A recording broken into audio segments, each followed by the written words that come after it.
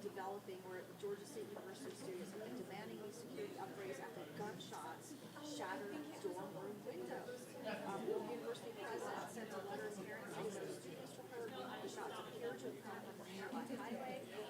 Some students say sending a letter, though, is just not enough. Let's listen. School is basically saying that this is not something that happened on campus or in a student, but the reality is that it wouldn't have made a difference. This school has become complacent with the status quo of safety, and it's not something that they don't seem to be in a rush to fix.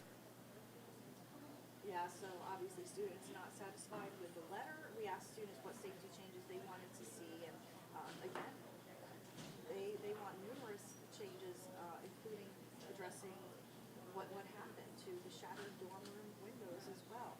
Okay, let's also talk about another controversy. This is in Decatur, and this surrounds school lunches. So, really a lot of questions about what to do about parents who can afford to pay for their children's lunches but are not paying. So here's the situation. During COVID, no one had to pay for school lunches. But now it's back to families having to pay unless they qualify for a free or reduced lunch. Well, in the city of Decatur, some families who can't afford to pay are just not paying. So now the district says that they're short $88,000. Because of that, City Schools of Decatur has a new procedure, and that means starting next week, if a student who's not on the free lunch plan racks up 3 meals without pay, they're going to be stuck with a cheese sandwich and milk for lunch until the family can pay up. That did not sit well with one mom who heard about this. You are singling out this child or the multiple children and saying, hey, today I'm eating chicken and you're eating another cheese sandwich. Your parents must not have money to pay for your food. Children deserve to have dignity when they're eating, and they don't need to be shamed at school. Representatives for City Schools of Decatur say You are singling out this child or the multiple children. Representatives for City Schools of Decatur say it's about offering a nutritious alternative that's also economical so they can make ends meet. We did check, and Gwinnett, Cobb, and DeKalb County Schools also do something similar as well. Controversy there. We will keep talking about it.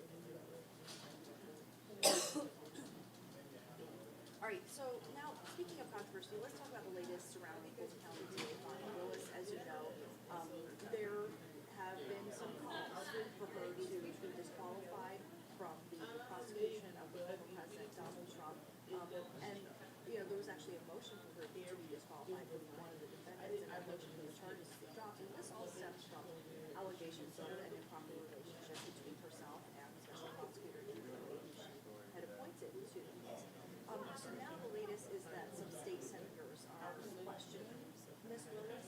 And it goes actually a little bit deeper than that. Some of them have actually considered a committee to investigate. My colleagues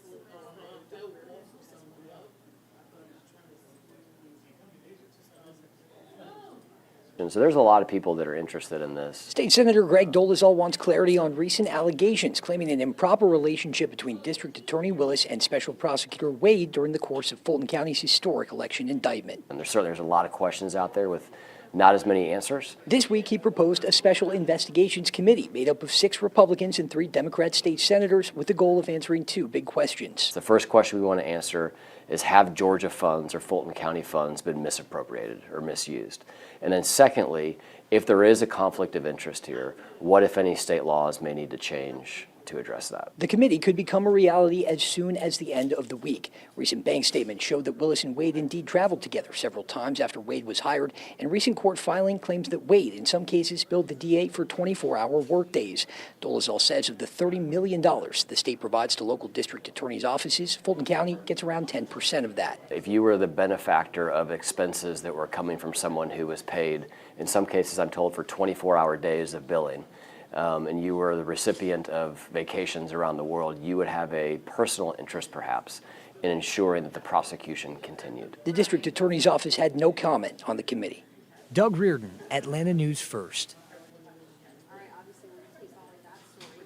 And again, letting you know that we are watching what's happening at the office of the mayor right now. As I mentioned, just about 8 minutes ago, let me reiterate, we are waiting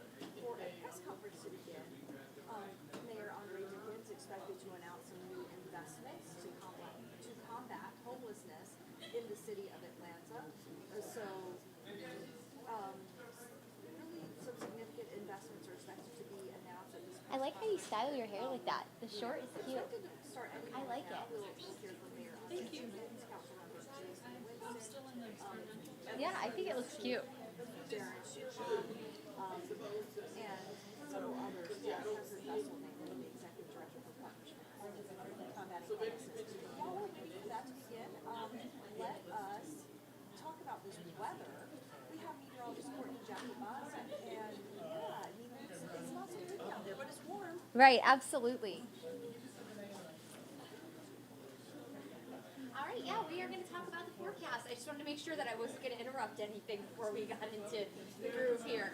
So, yes, we had a string of first alerts, and essentially what that means is we're just giving you a heads up of some nuisance weather that is on the way to the forecast. So, as you can see, a high impact first alert because not only do we have one, but several because of the rain that will definitely impact your next several days. Scattered showers will be likely through the day today, on and off. Otherwise, it's going to remain misty. We'll have heavy rain roll through overnight, and then rain will continue on and off through Friday, and then rain will be likely with storms possible Saturday afternoon. And just want to give you the heads up, if I abruptly stop, it's because obviously we're waiting for some bigger news, but just wanted to give you the heads up. We're going to go through the forecast until we have to cut in for the conference here. So here's a look at what to expect. All the rain out to our west, that is going to start to push east as we head into the evening tonight. So there's that heavy rain overnight. Lots of thunderstorms lighting up from Louisiana into Mississippi. We are not expecting any thunderstorm activity today, but we will look out for maybe a few storms on Saturday. So heavy rain on the way, widespread rain on the way as we make our way into the evening tonight. Right now, you can see kind of the low-hanging clouds. It's just drizzly and misty out there. That will continue through the day today. A little warmer as well with temperatures in the 50s. We'll warm gradually into the upper 50s to near 60 through the afternoon with about a 30 to 40% coverage of rain through the early afternoon, and we'll keep that chance for rain as we head into the later evening. It'll kind of ramp back up as that line of showers and storms to our west starts to roll in. But you are picking up the kids from school a little later today. The kids have after school activities a little later this afternoon. It's really just going to be damp out there. The best word to describe the day today is damp because it's going to be just misty and cloudy like that. And then we'll again introduce that higher coverage of rain as we head into the evening. Overnight tonight, lows are going to hover near 60. So what's happening right now is a warm front is lifting north. So that will help warm our temperatures near 60. And temperatures are just going to keep climbing as our wind pulls out of the south, which will not only pull in a warmer air mass, but one with a lot of moisture. So we'll keep those clouds locked in. It'll feel misty and just kind of damp throughout the overnight as well. So waking up tomorrow morning, you'll step out the door to near 60. Let's time out all that rain. So again, on and off showers will be possible. Models have been struggling with the rain that's behind that warm front lifting north today, but expect a chance for on and off showers. And then as we head towards 6 o'clock, that line of storms out to our west from Louisiana to Mississippi, that moves in, but again, not going to bring us storm activity, more so just heavy rain. You'll hear that overnight on your roof as you're sleeping. Here's Thursday at 2 o'clock. And as we make our way into tomorrow morning for the morning commute from Atlanta off to the east, so particularly Gainesville, Athens, Eatonton, you could experience some heavy rain for that morning commute if you're commuting before 7 a.m. But notice by noon, we're mainly dry, but we'll keep the chance for more heavy rain for the evening commute. So the evening commute tomorrow, going to be a messy one. And again, that heavy rain will continue past sunset for Thursday, just continuing a very wet stretch of weather for us as we head into the end of the week. All right, we are going to head back out as Mayor Andre Dickens is now getting ready to speak, and we'll have more on your forecast throughout the day. Hey, good morning, everyone, and thank you for joining us this morning. Monday, I joined with partners, members of Partners for Home, with HUD and other partner organizations for one of the most important responsibilities of our city, and that is our point-in-time count, the PIT count, if you will. Hundreds of volunteers banded together to span across the city to survey people experiencing homelessness, and some of the people up here today also did so. The data we collected assists the city to be able to gauge our progress in combating homelessness and also guides federal allocations and resources towards this cause. While we have made great progress, there is still a tremendous amount of work to do. And so I'm here standing beside city council members, our police and fire, and others that are here today, and leaders in our administration, because this is a group project and we intend to see it through.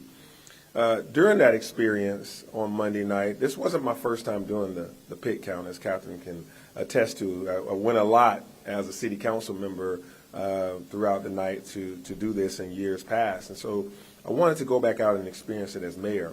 And we ran into a lot of people that evening, and some folks were born here, some people came from other places recently, and some people had more month than money. Essentially, ran into some folks that had enough money to be able to stay in the in-town suites for 3 weeks, but they each month found themselves 1 week short. So in that last 5 to 7 days, they had to scramble and find a place to be. And that's their life, that's their existence, on and on again, a hunt for that last week's worth of resources. And we were able to place that person in shelter, and it's our intention to try to help that person get to stable housing. But that's just one example. When I've learned from Catherine that you meet one person experiencing homelessness, you really only just met one person experiencing homelessness. You can't describe all with one big painted brush. But as a community, we really have a moral obligation to assist our most vulnerable residents. This administration has prioritized affordable housing, and among other efforts, last year we launched our Rapid Rehousing Initiative. The acceleration of our Rapid Rehousing Initiative is to at least have 500 less individuals experiencing homelessness by the end of next year. So that's the acceleration of this goal, is 500 really soon, 500 individuals to come off of the streets of Atlanta. Friday this week, we are opening the doors to the Melody, a site that used to be a parking lot for city employees right around the corner, but that will now provide temporary shelter using shipping containers, while service providers can connect those individuals with wraparound services that they need, including a path forward to affordable, quality housing. I look forward to seeing each and every last one of you in just 2 days this Friday. Monday, my good friend, Councilmember Jason Winston, sponsored 2 resolutions on behalf of the administration to double down our efforts to combat homelessness. One resolution allocates a $700,000 donation to Gateway to assist their efforts in helping our brothers and sisters experiencing homelessness. He also introduced a resolution that will allocate $2.4 million to Partners for Home to support their efforts in identifying areas in our city where people experiencing homelessness are using areas underneath bridges or highway overpasses as shelter or as storage, and then provide them with the assistance that they need to get permanent housing and any other wraparound services that they may require. And so those 2 actions by council, I applaud them and I thank them for unanimously passing those resolutions. And today, I am announcing that I am issuing an executive order to allocate $4.6 million to the appropriate city departments to expand shelter services, warming center operations, additional shelter sites, and provide the wraparound services and security needed to go along with these additional locations. These issues we are tackling did not pop up overnight, and they will not be resolved overnight. This is going to take some time, and it's definitely going to take some effort and a lot of hard work. But again, it is our moral obligation to assist our brothers and sisters in need.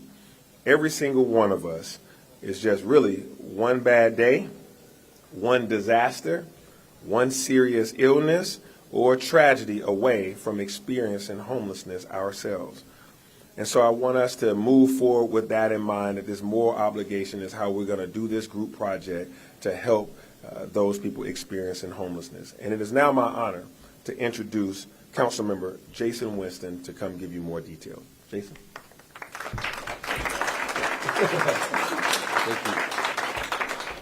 Good morning, everyone. I'm Jason Winston, council member for Atlanta's District 1 and chairperson for the Community Development and Human Services Committee. I want to thank Mayor Dickens, his administration, my colleagues on council, and all our partners that are here with us today. As city leaders, our legacies will be defined by how we treat the most vulnerable among us. Atlanta has a history of confronting challenges head-on, rectifying injustices, and creating a path forward to make them right. The number of people sleeping on our streets every night is more than just a statistic. It is a reminder that we all have a moral obligation to our fellow citizens. This week marks a crucial moment in our commitment to end homelessness. In collaboration with Mayor Dickens, this legislation reflects our city's core values. This funding will go directly to the organizations offering far more than just shelter. They are offering hope, support, and a path to a brighter future. Our message is clear. As a city, we are not just addressing the issue of homelessness, we are fighting to end it. Together, we are choosing a path which puts our values first and will lift up every Atlantan. We are reaffirming that in Atlanta, when we see a wrong, we will strive to make it right. So I want to again thank Mayor Dickens. I want to thank our partners. And I especially want to thank my colleagues on council who helped unanimously pass these pieces of legislation so that we can move forward and help those who need it the most. At this time, I want to welcome Chief Shearbaum so he can bring some more words. Thank you.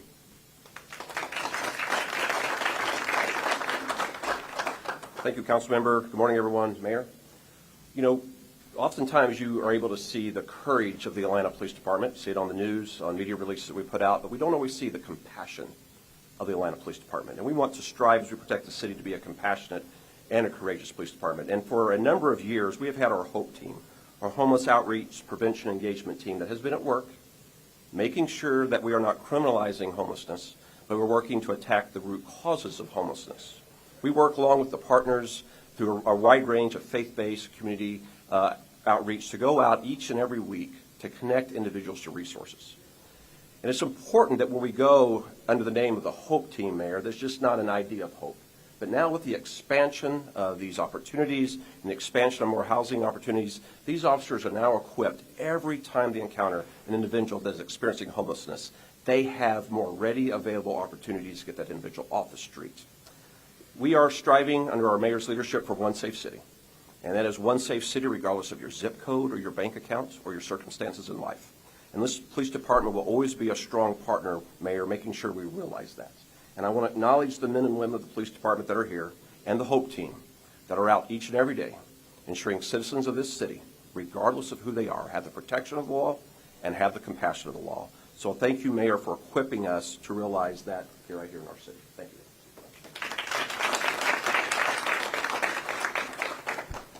Good morning, everyone. My name is, good morning, City Council, Mayor.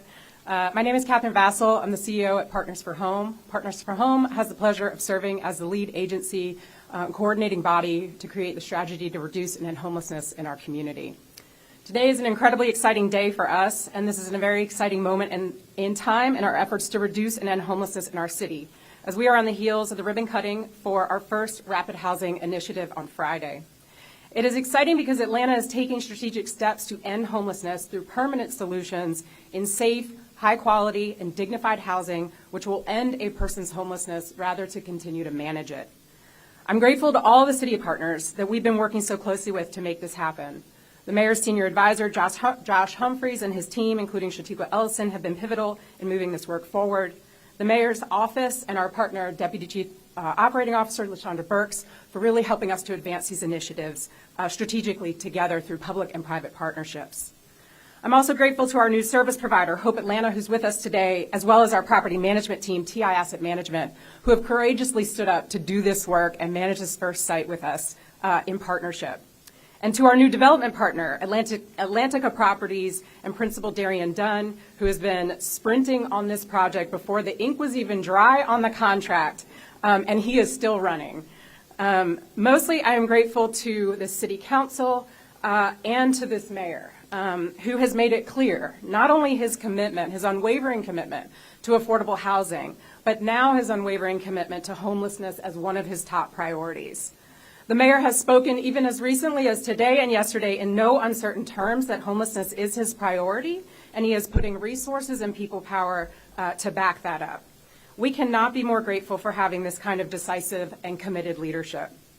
And unlike other communities that are striving to create temporary solutions, putting Band-Aids on the problem of homelessness, this mayor is doing everything he possibly can to getting our unhoused neighbors, who are our neighbors, into permanent, safe, affordable housing. So thank you, Mayor Dickens, for your leadership on this.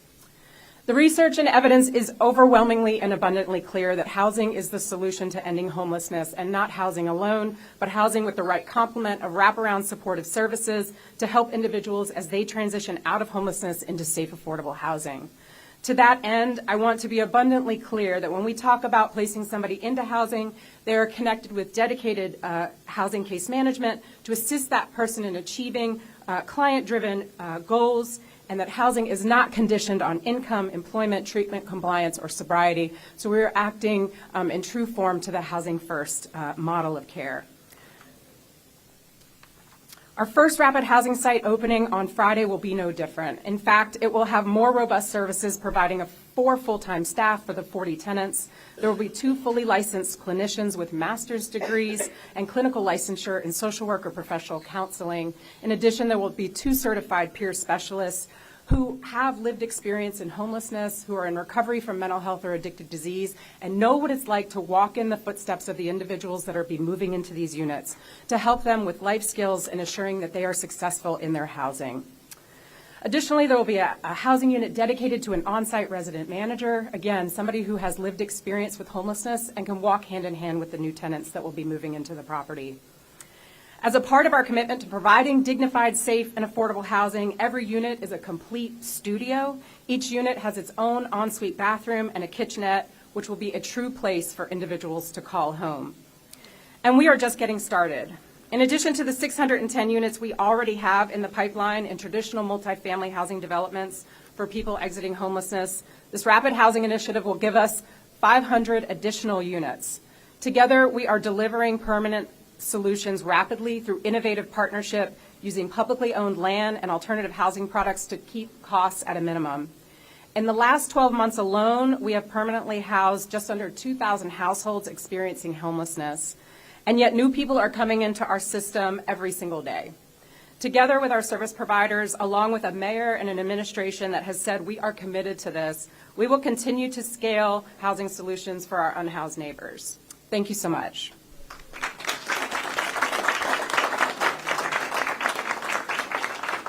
Thank you, Catherine, and your whole team at Partners for Home for all that you do. And again, all of this is a group project. As I look at these council members here that have really stepped up big to make sure that we want to end homelessness together, and these council members have been right at the forefront as well as our Emergency Preparedness Office, our Constituent Services Office, the Department of Parks and Recreation, because a lot of the women's shelters are indeed parks and recreation facilities, and to, of course, LaShondra Burks and Courtney English and a number of team members, the law department, to be able to create these policies with us and for us. And so all of the above, thank you all. Again, thank you, Hope team and Chief of Staff, Donald. Good to see you. Thank you all. So now I will take any questions regarding this. Oh, one other thing. And all of these providers here, in this room here are a lot of the homeless providers. We can't do it without these nonprofits that have dedicated their time, effort, and money to going out to make sure that these individuals understand the pathways out of homelessness, but also to put the resources behind it. They're building housing units. We talked about Darian Dunn to be able to construct these things in around 4 months' time.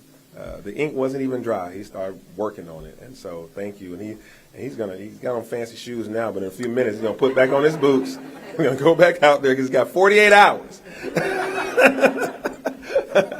All right, I'll take questions. Mayor Dickens, Julian Virgin, WADE News, Atlanta's NPR affiliate. You were out there the other day during the point in time you put a post out on social media asking the public for any ideas. Were you able to get anything that you can utilize?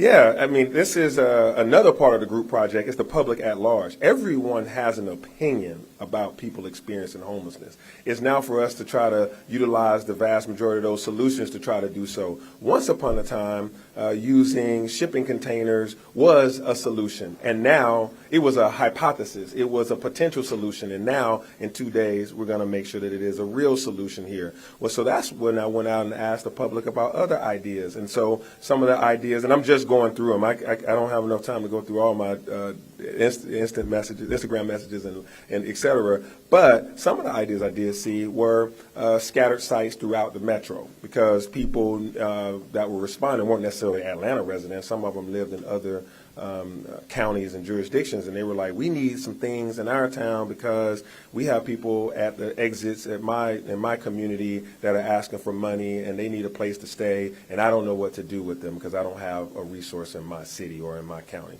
So part of it was redistributing the whole landscape and not centralizing it into downtown.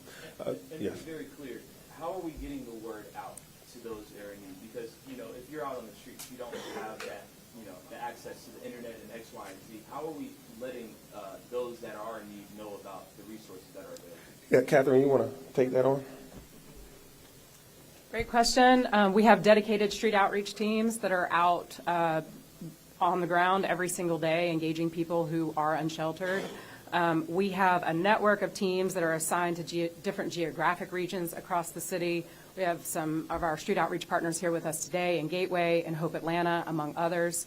And for different housing sites, in some instances, we are prioritizing unsheltered in that area. So for the Melody that's opening on Friday, as a part of our conversations with the neighbors and the business owners in that area, they want to see their unsheltered neighbors in that community get housed because that is their community. So we have street outreach teams that are dedicated in and around the South Downtown area over the last several weeks and months to identify individuals that might be interested in moving into the Melody. And that's generally how we approach getting folks who are unsheltered into housing. Thank you. Sure. Hi, would you speak to what stood out to you or what individual or person during the pit count?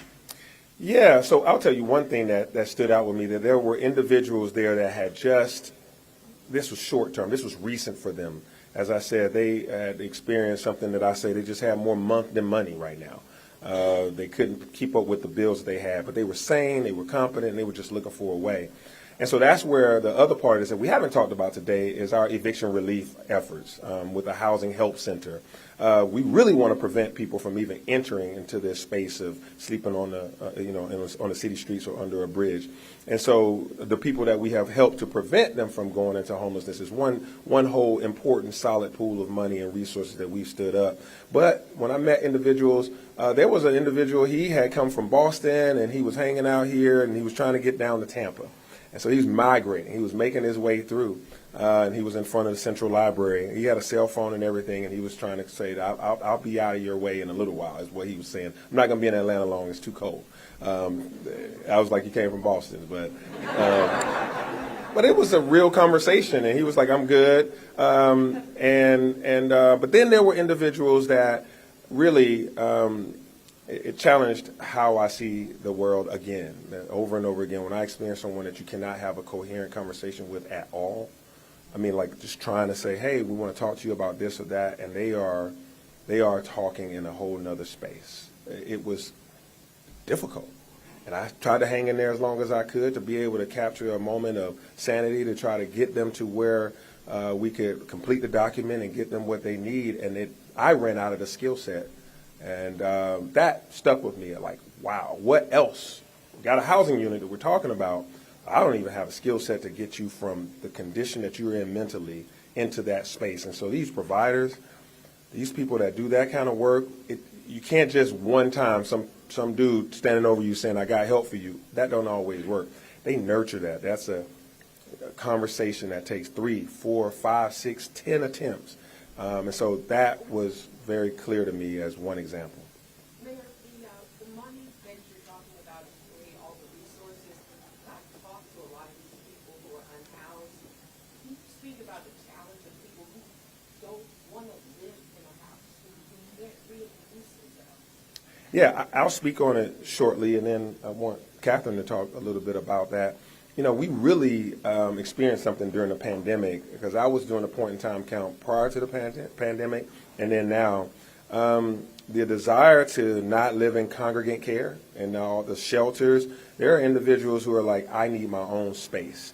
I have PTSD. I don't like people near me or while I'm sleeping, etc. I have stuff, and I don't like the rules of, in by this time and out by that time, and some of the other social rules. You can't do this, you can't do that.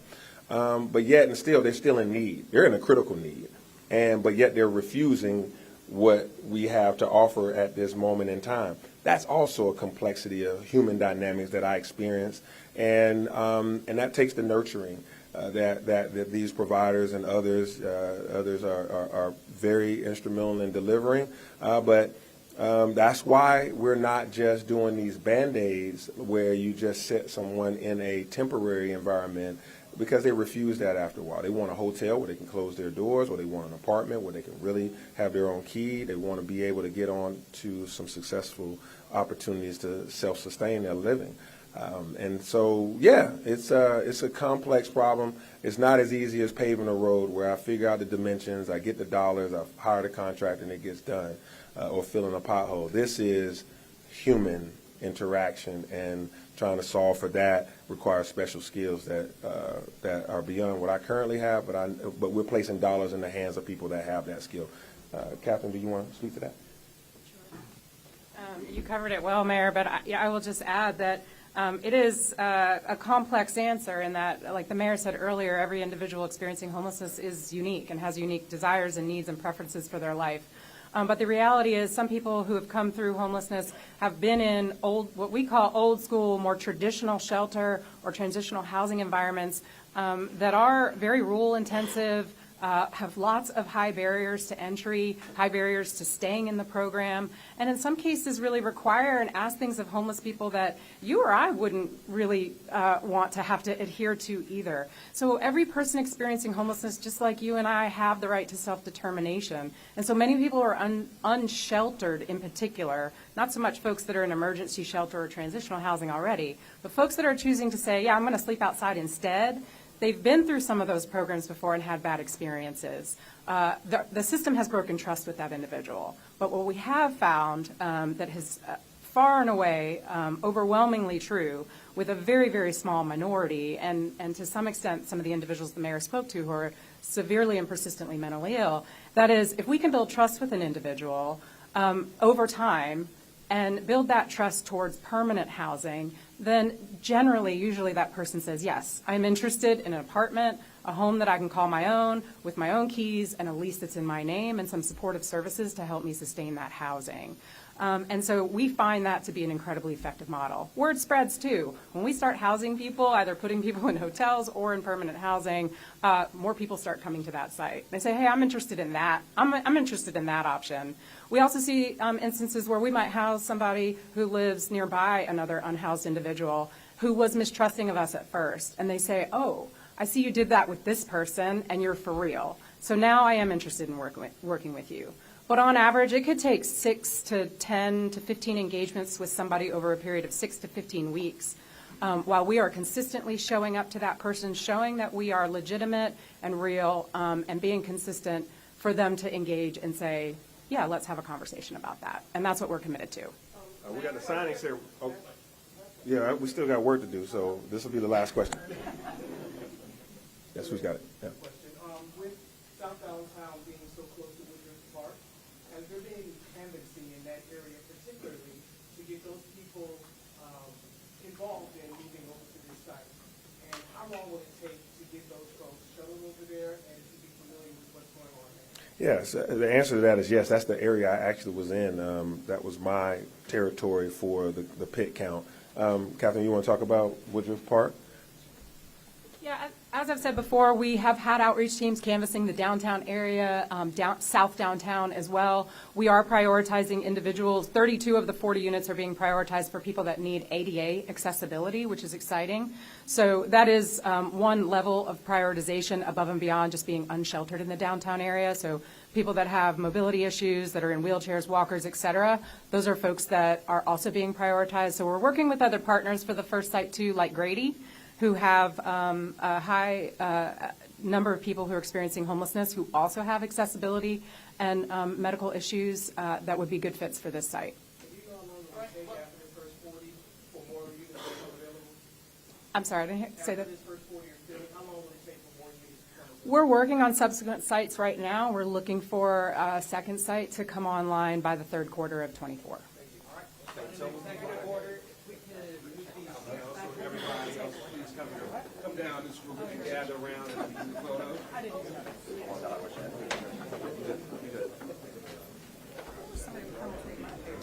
Please come on both sides. Chiefs, you guys can come on the other side. Andre Dickens and other city officials announcing their plans to combat homelessness in the city of Atlanta, and a major investment towards doing that. Of course, we're going to return you to our regular programming here on Atlanta News First and Atlanta News First Plus. Our next live televised newscast starts just a short time from now at noon. You know, we have been bringing you gavel-to-gavel coverage of the YSL trial. It is dark for today, but of course it will be back to regular scheduling tomorrow.